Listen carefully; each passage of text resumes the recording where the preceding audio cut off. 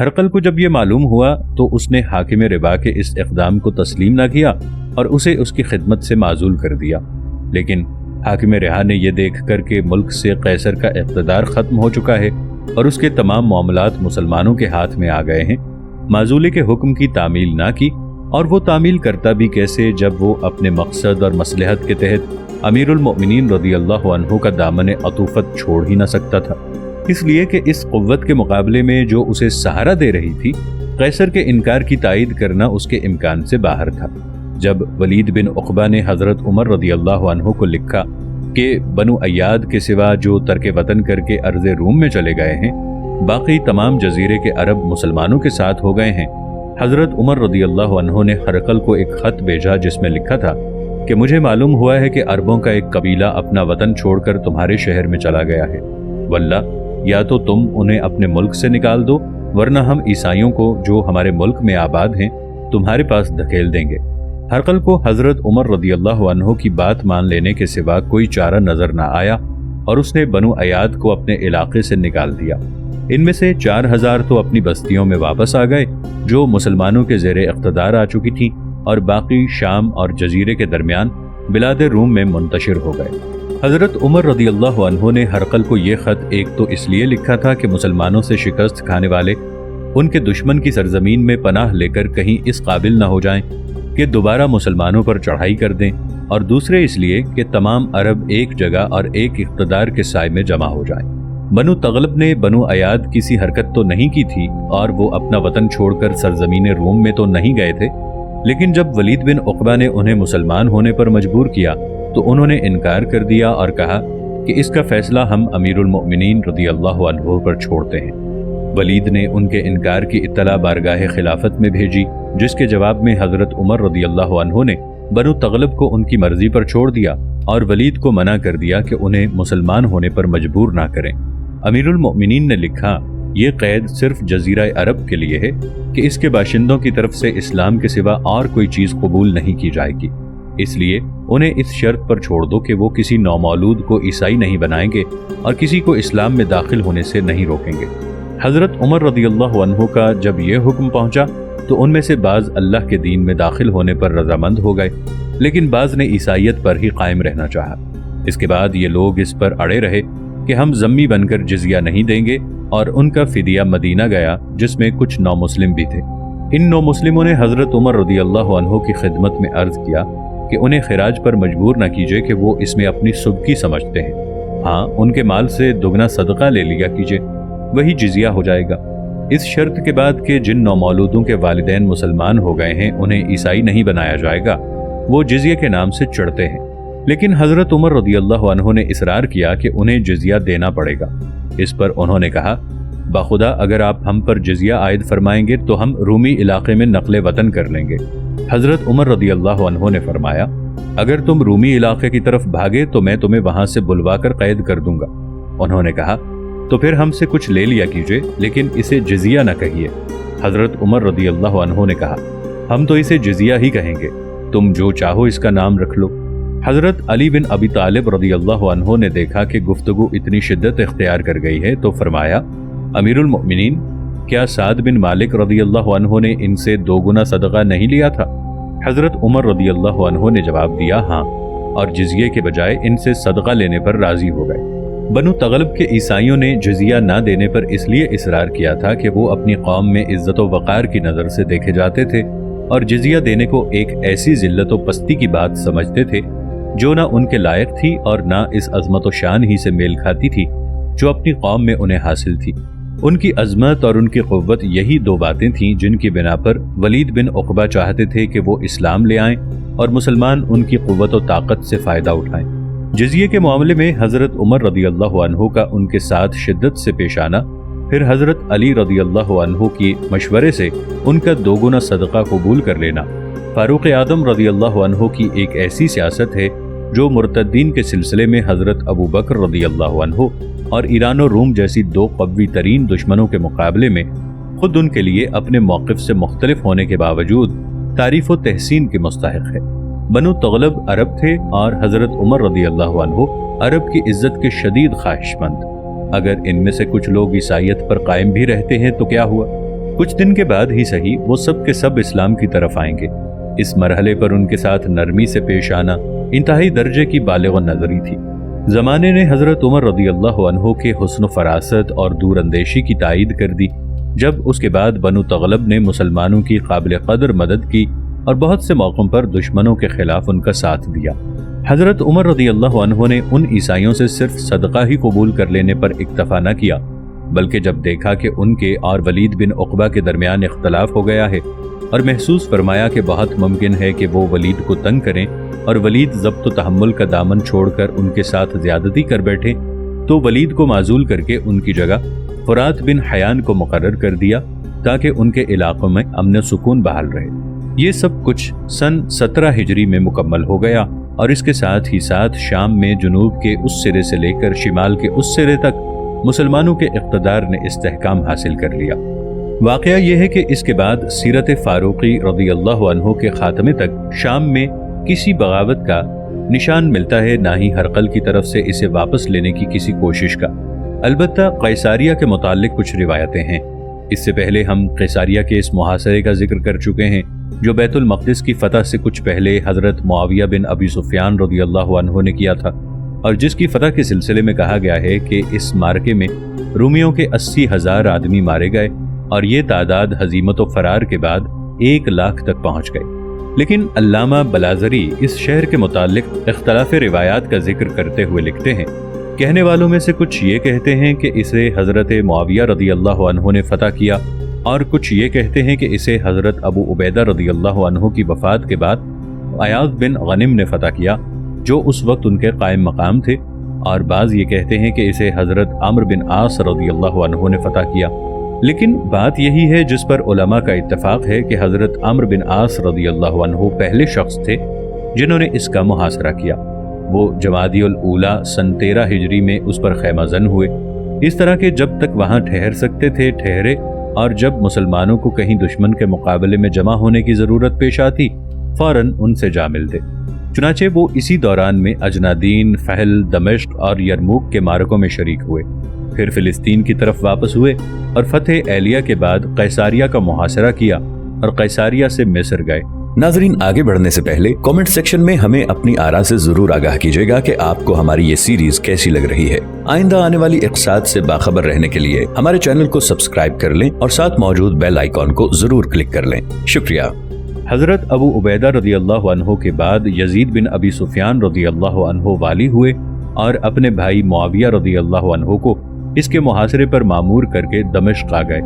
जहां वो ताउन में मुब्तला हुए और इसी में वफात पा गए। इन तमाम रिवायात की तशख़ीस यूं की जा सकती है कि कैसारिया का मुहासरा किया गया और इसने इतना तूल पकड़ा कि बाद रिवायात में इसकी मुद्दत 7 बरस बयान की जाती है। इसकी वजह यह है कि कैसारिया एक मुस्तहकम सरहदी कला था जिसकी बुर्जियाँ और फसीलें नहायत मजबूत थीं और यहाँ शहरियों और फ़ौजियों की इतनी कसीर आबादी थी कि अंताकिया और दमिश्क में इसकी नज़ीर नहीं मिलती। अल्लामा बलाज़री लिखते हैं, रोज़ाना रात को 1 लाख फ़ौज इसकी फसील पर पहरा देती थी।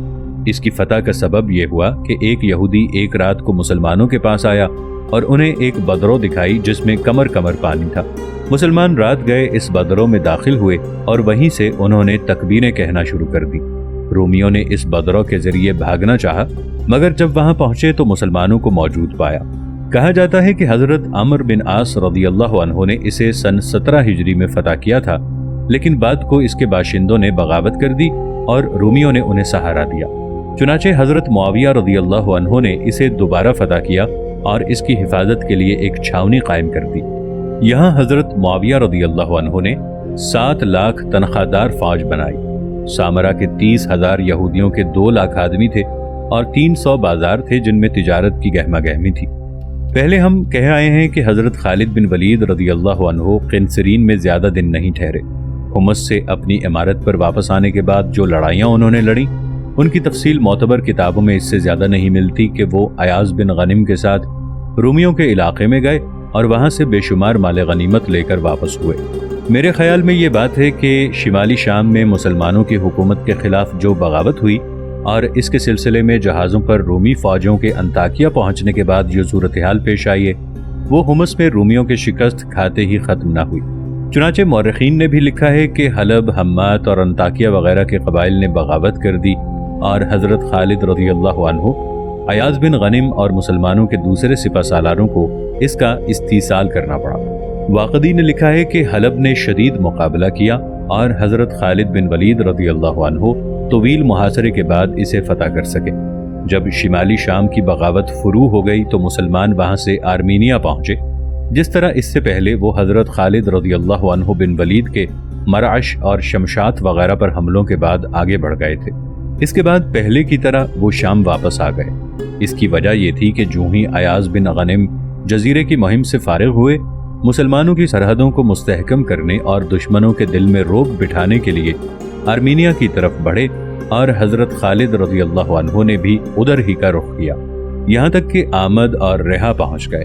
وہ جدھر سے گزرتے شہر فتح کرتے، مال غنیمت سمیٹتے اور دلوں پر رعب بٹھاتے۔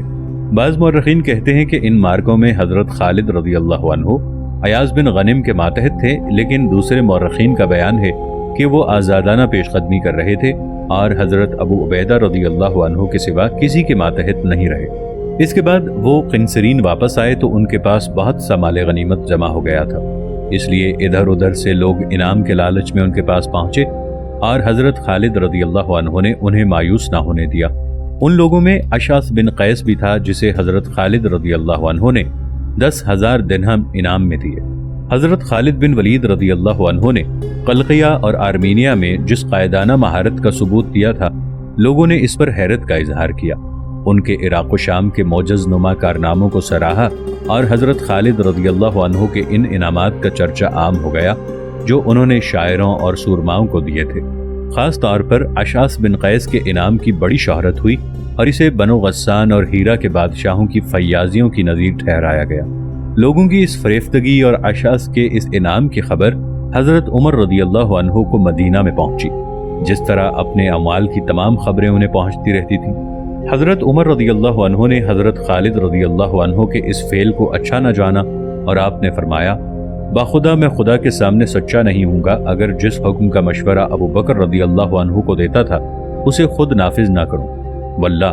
خالد میری طرف سے ہرگز کسی صوبے کے والی نہیں ہوں گے۔ اور حضرت ابو عبیدہ رضی اللہ عنہ کو لکھا کہ حضرت خالد رضی اللہ عنہ کو بلا کر ان کے امامے سے ان کی مشکیں کسو اور ان کی ٹوپی اتار کر پوچھو کہ اشعث بن قیس کو انعام انہوں نے اپنے پاس سے دیا ہے یا جہاد کی غنیمت سے؟ اگر جہاد کی غنیمت سے دیا ہے تو خیانت کے مرتکب ہوئے ہیں، اور اپنے پاس سے دیا ہے تو فضول خرچی کی ہے۔ اور انہیں حکم دیا کہ دونوں صورتوں میں انہیں معزول کر کے ان کے علاقے کو اپنی ولایت میں شامل کر لیں۔ حضرت ابو عبیدہ رضی اللہ عنہ کو یہ خط ملا تو حیران رہ گئے کہ حضرت خالد رضی اللہ عنہ کے لیے ان کے فوج کے اور تمام مسلمانوں کے دل میں بڑی عزت تھی، لیکن امیر المؤمنین رضی اللہ عنہ واجب الاطاعت ہیں اور ان کے حکم کی تعمیل فرض، اس لیے انہیں حضرت خالد رضی اللہ عنہ کو بلا کر اس حکم کی تعمیل امیر المؤمنین رضی اللہ عنہ کے قاصد اور مؤذن رسول پر چھوڑ دینی چاہیے۔ حضرت ابو عبیدہ رضی اللہ عنہ نے حضرت خالد رضی اللہ عنہ کو لکھا، اور جب وہ آئے تو ان سے حضرت عمر رضی اللہ عنہ کے خط کا کوئی ذکر نہیں کیا، بلکہ لوگوں کو جمع کر کے خود ممبر پر بیٹھ گئے۔ اس کے بعد خلیفۃ المسلمین رضی اللہ عنہ کا بھیجا ہوا قاصد کھڑا ہوا اور حضرت خالد رضی اللہ عنہ سے پوچھا، تم نے 10,000 درہم اپنے پاس سے دیے تھے یا جہاد کی غنیمت سے؟ حضرت خالد رضی اللہ عنہ یہ سن کر مبہوت ہو گئے اور انہوں نے کوئی جواب نہ دیا۔ قاصد نے اپنا سوال دہرایا، لیکن حضرت خالد رضی اللہ عنہ کے ہونٹوں کو جنبش نہ ہوئی۔ یہ سب کچھ ہو رہا تھا اور حضرت ابو عبیدہ رضی اللہ عنہ ممبر پر خاموش بیٹھے تھے۔ انہوں نے اپنی زبان سے کچھ نہ کہا۔ جب قاصد کے سوال اور حضرت خالد رضی اللہ عنہ کی خاموشی کا سلسلہ ختم نہ ہوا تو حضرت بلال رضی اللہ عنہ اٹھے اور فرمایا، امیر المؤمنین رضی اللہ عنہ کا حکم ہے کہ تمہارے امامے سے تمہاری مشکیں کسی جائیں اور تمہارے سر سے ٹوپی اتار لی جائے، یہاں تک کہ تم اس بات کا جواب دو جو اس وقت تم سے پوچھی جا رہی ہے۔ یہ سن کر حضرت خالد رضی اللہ عنہ کی حیرت اور بڑھ گئی، لیکن قفل سکوت نہ ٹوٹا۔ اس وقت حضرت بلال رضی اللہ عنہ نے ان کی ٹوپی اتار لی اور ان کے ہاتھ کو ان کی پیٹھ کی طرف لے جا کر امامے سے باندھ دیے۔ اس کے بعد پوچھا، کیا کہتے ہو، انعام اپنے پاس سے دیا یا جہاد کی غنیمت سے؟ تو حضرت خالد رضی اللہ عنہ نے بلا تاخیر جواب دیا اپنے پاس سے۔ مسلمان حضرت خالد رضی اللہ عنہ کی زبان سے یہ جواب سن کے مارے خوشی کے چلا اٹھے۔ ان میں سے اکثر نے یہ سمجھ لیا کہ اب سارا جھگڑا ختم ہو گیا اور حضرت خالد رضی اللہ عنہ پہلے کی طرح قنسرین کی عمارت پر واپس چلے جائیں گے، جس کے بعد زمانہ اور حضرت خالد رضی اللہ عنہ کے کارنامے اس واقعے کو لوگوں کے ذہن سے فراموش کر دیں گے۔ یہ دیکھ کر انہیں اور بھی اطمینان ہو گیا کہ حضرت بلال رضی اللہ عنہ نے جیسے ہی حضرت خالد رضی اللہ عنہ کا جواب سنا ان کی مشکیں کھول دی اور انہیں ٹوپی پہنا دی۔ اس کے بعد اپنے ہاتھ سے ان کا امامہ باندھا اور فرمایا، ہم اپنے حاکموں کا حکم سنتے اور ان کی اطاعت کرتے ہیں، اپنے آقاؤں کی خدمت اور تعظیم اپنا فرض سمجھتے ہیں۔ اللہ حضرت خالد رضی اللہ عنہ اور حضرت عمر رضی اللہ عنہ دونوں پر اپنی رحمت کے پھول برسائے۔ وہ تقدیر کی غیر معمولی قوتوں میں سے دو قوتیں تھے۔ جب تک یہ قوتیں پوشیدہ رہیں جزیرہ نما عرب ان کے لیے کشادہ ہو گیا، لیکن جب وہ کھلیں اور پھیلی تو ان کے پھیلاؤ سے ایران اور روم کی سلطنتیں تنگ ہو گئیں۔ اس کے بعد یہ دونوں قوتیں ٹکرائیں اور ضروری ہو گیا کہ ان میں سے ایک قوت سمٹ کر دوسری قوت کو پوری طرح پھیلنے کا رستہ دے دے، اور حضرت خالد رضی اللہ عنہ نے سمٹنے والی قوت بننا منظور کر لیا کہ تصادم کہیں دونوں ہی قوتوں کو فنا نہ کر دے، اور یہ اللہ کا فضل و کرم تھا کہ ان کے سمٹاؤ کی گھڑی اس وقت آئی جب مسلمان شام میں اپنا برپا کیا ہوا اقتدار، اپنے قائم ہوئے عدل اور اپنے مستحکم کی ہوئی سیاست کی طرف سے مطمئن ہو چکے تھے۔ کیا مسلمانوں نے شام کو بھی اسی طرح اپنا مستقر بنا لیا جس طرح عراق کو بنایا تھا، اور کوفہ اور بصرہ کی طرح چند شہر اپنے قیام کے لیے مخصوص کر کے ملک کے مختلف حصوں میں پھیل گئے؟ نہیں، بلکہ انہوں نے دمشق اور حمص جیسے شام کے بڑے بڑے شہروں میں اقامت اختیار کی، اور ان قبائل کو جو اسلام لے آئے تھے اور ان شہروں کے قریب کھلے میدانوں میں رہتے تھے اپنے ساتھ رہنے پر ابھارا اور ان شہروں سے آگے قدم نہ بڑھایا۔ یہ بات کچھ عجیب سی معلوم ہوتی ہے، اس لیے کہ شام میں گھنے باغ تھے، سرسبز و شاداب وادیاں تھیں جن میں حد نظر تک کھیت ہی کھیت لہلاتے تھے، بلند و بالا پہاڑ تھے جنہیں برف نے نکھرا ہوا سفید لباس پہنا رکھا تھا، انجیر و زیتون کے لدے پھندے درخت اور انگور کی جانواز بیلیں تھیں، اچھلتا کودتا پانی جب بلندیوں سے وسیع و ہموار میدانوں کی طرف اترتا تھا تو روح پر ایک وجد کی سی کیفیت طاری ہو جاتی تھی۔ پھر یہ کیا بات تھی کہ شام نے مسلمانوں کا دل اپنی طرف اتنا نہیں کھینچا تھا جتنا عراق نے کھینچا تھا؟ اس میں راز یہ ہے کہ عراق ریگستان اور کھجور کے درختوں کا علاقہ تھا، جس کی طرف کھجوروں اور ریگستانوں سے دلچسپی رکھنے والی طبیعتیں لپکتی تھیں، اور انسان اسی چیز کی طرف زیادہ میلان رکھتا ہے جس سے مانوس ہو اور جس میں وہ اپنے لیے راحت و اطمینان محسوس کرے۔ اس کے علاوہ اہل عراق نے بہت جلد اسلام قبول کر لیا تھا، جس کی وجہ سے ان کے اور اہل جزیرۃ العرب کے درمیان رشتے استوار ہو گئے تھے۔ اس کے برعکس شام کے اکثر و بیشتر عیسائی اول اپنے مذہب سے چمٹے رہے اور انہوں نے ترک مذہب پر ادائے جزیہ کو ترجیح دی۔ چنانچہ مذہبی اختلاف ان کے اور عرب فاتحین کے درمیان ایک پردہ بنا رہا، لیکن ان دونوں حصوں عراق اور شام میں حکومت کی سیاست میں کوئی فرق نہ تھا، بلکہ وہ دونوں جگہ ذمیوں کی حمایت اور قومی و مذہبی اختلاف کے باوجود ان میں مساوات قائم کرنے کے بنیاد پر استوار کی گئی تھی۔ اس کی روح سے تمام مسلمان ان فرائض کی بجا آوری میں ایک دوسرے کے برابر تھے جو نئے دین نے ان پر عائد کیے تھے۔ وہ اللہ کا حق ادا کرتے تھے اور انہوں نے اپنی زندگی اطمینان اور خوشدلی سے اللہ کے لیے وقف کر دی تھی۔ شام اور عراق میں مسلمانوں کے جماؤ نے عربی قومیت کے اتحاد کی راہ ہموار کر دی، تو کیا حضرت عمر رضی اللہ عنہ کے لیے وقت آ گیا تھا کہ وہ نوزائیدہ سلطنت کو اتحاد کی لڑی میں پرو کر اس کی قوت میں اور اضافہ کر دیں؟ یہ ان کی سب سے بڑی تمنا تھی، بلکہ یہ ان کا عزم صمیم تھا، لیکن قضاء و قدر کے حکم کے سامنے کوئی عزم نہیں ٹھہرتا، اور قضاء و قدر یہ ارادہ کر چکے تھے کہ سلطنت اور پھیلے، اس کی حدود اور وسیع ہوں۔ آگے چل کر ہم یہی دیکھیں گے کہ قضاء و قدر کے اس حکم میں کیا حکمت پوشیدہ تھی۔ مدینہ اور جزیرہ نما عرب کے مختلف گوشوں میں مسلمان اس فتح و نصرت کی خبروں سے مسرت اندوز ہو رہے تھے جو عراق و شام میں ان کی فوجوں سے پیمان وفا باندھ چکی تھی۔ مال غنیمت کا خمس بارگاہ خلافت میں پہنچتا اور خلیفۃ المسلمین رضی اللہ عنہ اسے مسلمانوں میں تقسیم فرما دیتے، جس سے ان کی زندگی میں آسودگی اور ان کی بدویانہ تنگی و خشکی میں تمدنی فراخی اور تازگی سرسرانے لگی۔ وظیفوں اور روزینوں کے اس سلسلے نے ان میں اتنی سکت پیدا کر دی کہ وہ یمن اور شام کی تجارتی اشیاء میں سے من بھاتی چیزیں خرید سکیں اور جہازوں کے ذریعے مصر سے آنے والی نعمتوں کا ذخیرہ فراہم کر سکیں جو اس سے پہلے انہیں کبھی نصیب نہ ہوئی تھی۔